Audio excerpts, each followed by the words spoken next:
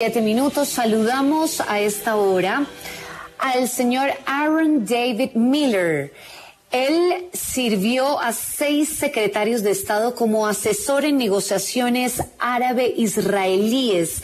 Es analista, autor y negociador estadounidense sobre el Medio Oriente.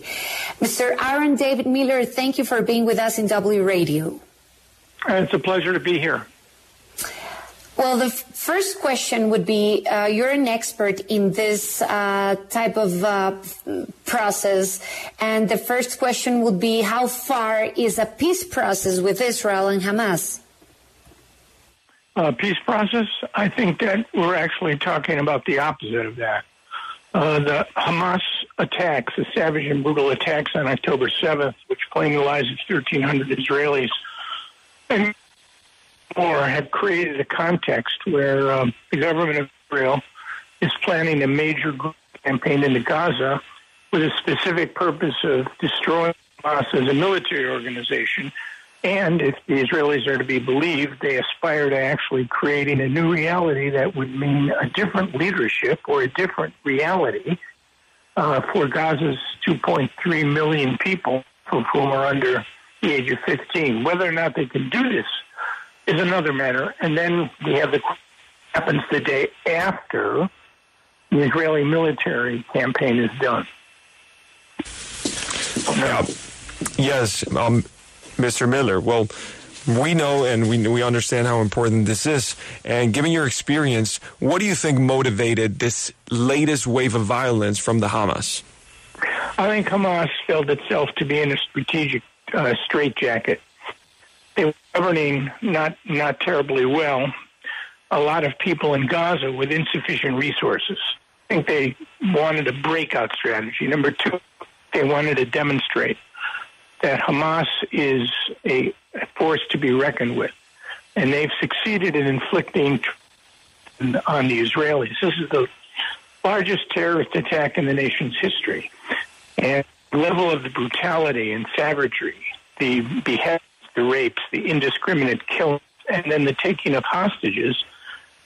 The Israelis now think there are 199, an undetermined number of Americans among them. We're talking women, children, babies, Holocaust survivors, and the elderly. They want to trade these people for Palestinians who are prisoners in Israeli jails, and they want to use the hostages in an effort to constrain whatever the Israelis are going to do on the military side.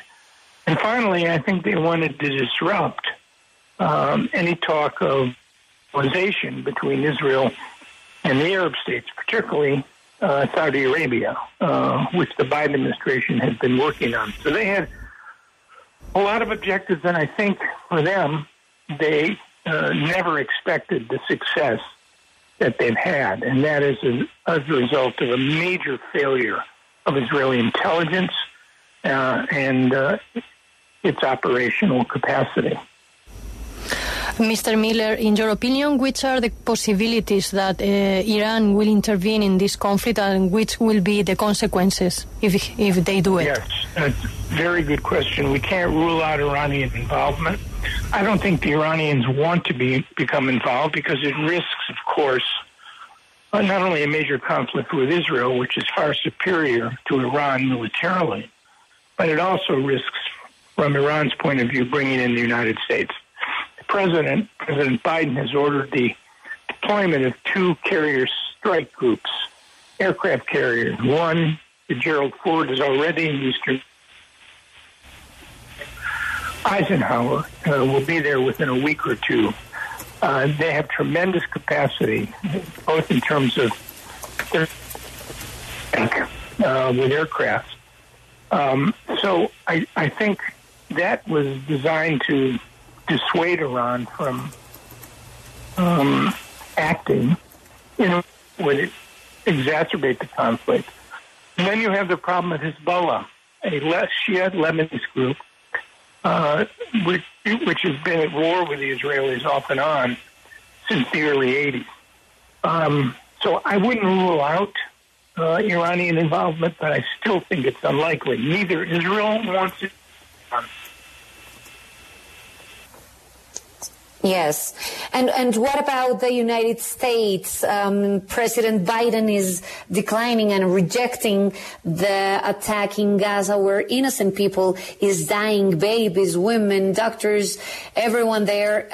What do you think is going to happen with the United States? Yeah, well, the president has clearly decided that in view of the savage attack October 7th against Israeli civilians, that I think he understands that an Israeli military operation is almost inevitable.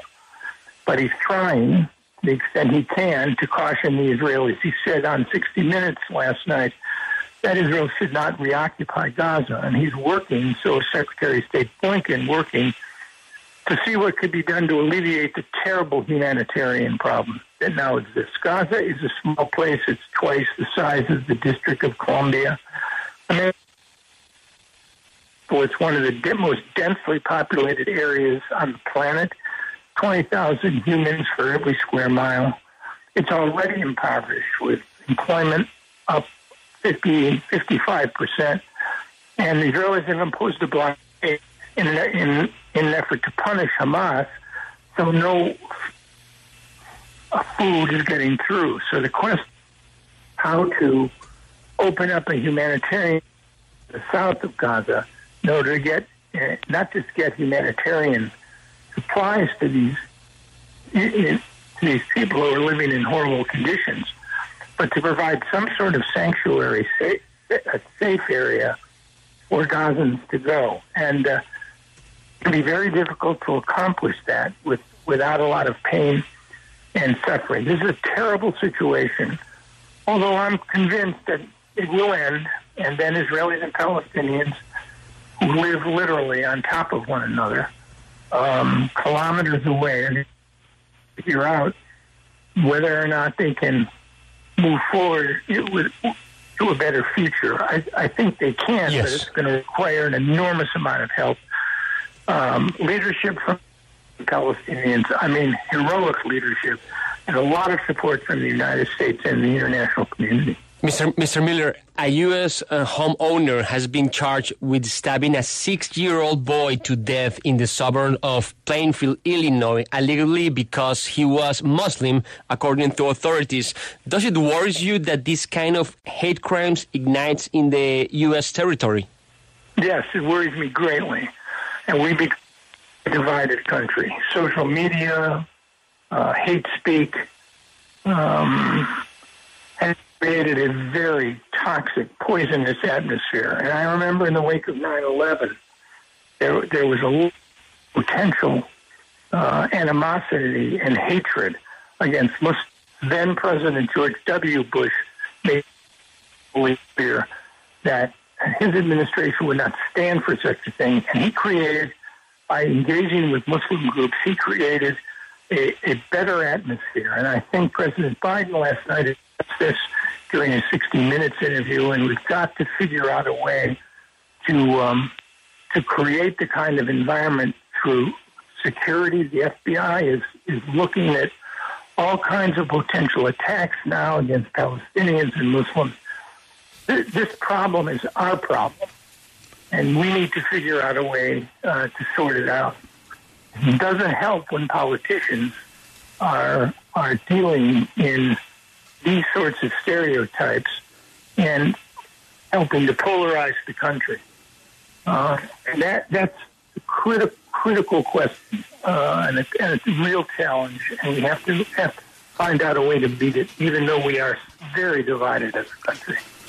Mr. Miller, what should be the position of Egypt in this situation? Should they open the border and let people from Gaza get in as refugees?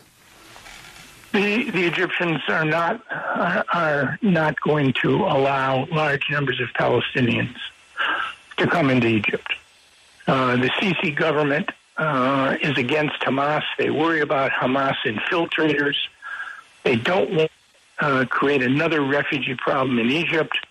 And I see no way that they would agree to admit large numbers. What they can do is open the Rafah crossing, which is there are only two ways in, other than the sea, there are only two ways into Gaza. one from Israel, and those corridors are blocked, and one from Egypt, the Rafah crossing. We have at least 400 Americans who are at Rafah right now who need to cross. To Palestinian Americans and others. So I think it's really, really important that the Egyptians, and I think there is some talk today that the Rafah crossing will be opened. Mr. Miller, I'm asking you this question from Beijing, China. How do you analyze the role of China trying to mediate for a peace deal between Palestine and Israel? I don't think there's any way the Chinese can play this kind of role. They succeeded in brokering an agreement between a relaxation of tensions between Iran and Saudi Arabia, largely because the Iranians and Saudis wanted Chinese help. I don't see a role for the Chinese here. They have no experience in Middle East peacemaking, not between Israelis and Palestinians. And I suspect that the sort of but the tensions in relations between the U.S. and China, that's the least. The question is, what leverage do the Chinese have to broker an agreement between Israelis and Palestinians? The answer there is very little. Yes. Well, thank you very much for being with us in W Radio, Mr. Miller. You're welcome. Take care. Ya son las 7 de la mañana, 29 minutos. El señor Aaron David Miller, ¿qué dijo David de todas las preguntas que le hicimos? Bueno, María Camila, pues fue una conversación muy interesante. El experto inicialmente se le pregunta que hasta dónde existe posiblemente un proceso de paz. Y él dijo, el proceso de paz en realidad es todo lo contrario a lo que va a suceder. Los atentados, lastimosamente, que ocurrieron desde este 7 de octubre y que han venido ocurriendo en estas semanas, pues han llevado a que esto sea una catástrofe humanitaria. El gobierno de Israel está creando una nueva realidad y de alguna manera pues es una realidad diferente para aquellas personas, para aquellos millones de personas que están en Gaza. Si pueden o no salir de ahí, pues esto está a la espera. Luego se preguntó qué motivó esta última ola de violencia, qué fue lo que llevó al grupo Hamás a cometer estos hechos atroces. Él prácticamente dijo que querían una estrategia de ruptura, que este es uno de los ataques más grandes del último siglo, violaciones, ataques, mujeres. Las imágenes que se han visto a lo largo del mundo en redes sociales pues han contribuido a que también este conflicto siga creciendo, que cualquier conversación que pueda haber entre Israel y Palestina, incluidos otros países como Arabia Saudita e Irán, pues es bienvenida, pero él no piensa que esto va a solucionarse así de fácil. Tiene que haber mucho apoyo internacional. Luego se preguntó si Irán se uniría o no a la guerra. Él dice que esta pregunta es una excelente pregunta, que no se puede descartar el hecho de que Irán quiera unirse o no a la guerra, que a pesar de que Israel es más fuerte militarmente, los Estados Unidos pues entrarían de todas maneras a este conflicto, y ya hay varias naves de parte de los Estados Unidos que están en proceso de retaliación y de ayuda a este conflicto que hay en el Oriente Medio. Luego se preguntó si la participación de Estados Unidos, pues, ¿qué iba a pasar con esta participación? Él piensa que el presidente Biden, pues, está trabajando de manera contigua con todas las ayudas internacionales, que está intentando ampliar la ayuda de parte de los Estados Unidos, pero también está trabajando para ver cómo aliviar los daños humanitarios que ha habido. Gaza es una de las zonas más pobladas del país, del mundo en general, y lastimosamente, pues, los hechos que se han llevado acá están matando personas civiles.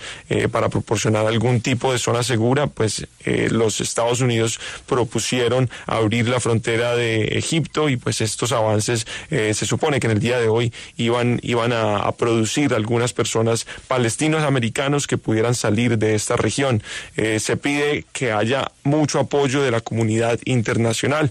Luego le preguntábamos si le preocupaba o no los crímenes de odio a raíz de un ataque que hubo recientemente acá en Estados Unidos, en Chicago, quien una persona apuñaló a un niño de 6 años aparentemente por un ataque de odio, y dijo que sí, lastimosamente le preocupaba mucho, que los crímenes de odio estaban creciendo, y desde la administración de George Bush pues han tratado de encontrar una manera de crear un entorno seguro para personas que estén en el exterior, que estén en los Estados Unidos, y específicamente el gobierno Biden se pronunció con respecto a esto para proteger a palestinos y musulmanes de una manera pues efectiva, que pudieran ayudar a que no se crearan estos odios, que los políticos no ayudaban cuando alimentaban los estereotipos y polarizaban el país. Y bueno, adicionalmente a esto, él opina que el país está muy dividido y los políticos tienen que contribuir a que no se estereotipe tanto.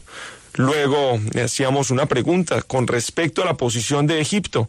Pues Egipto e Israel son las únicas 2 fronteras que tiene esta región de Gaza, y él opina que Egipto no debería permitir que se abra esta frontera, lastimosamente, porque esto traería más problemas de refugiados que ya los han tenido en el pasado, que es muy triste la situación. Hoy, como lo mencionaba, hay una posibilidad de que haya un cruce de frontera para que pasen algunas personas palestinoamericanas y otros civiles que puedan buscar refugio en Egipto o en otros países aledaños. Luego le preguntaba a nuestro corresponsal en la China cómo analizaba el papel de China y si había alguna posibilidad de que pudieran mediar dentro de esta guerra, y él dijo que no creía que la China tuviera ningún papel en esta guerra, que no veía cómo los chinos podrían ingresar o de alguna manera tener una experiencia en este conflicto en el Medio Oriente, que en cambio sí podría contribuir a tensiones entre la China y los Estados Unidos, que representarían también un conflicto de intereses con ellos. Bien, muchísimas gracias, David, por esta traducción del señor Miller.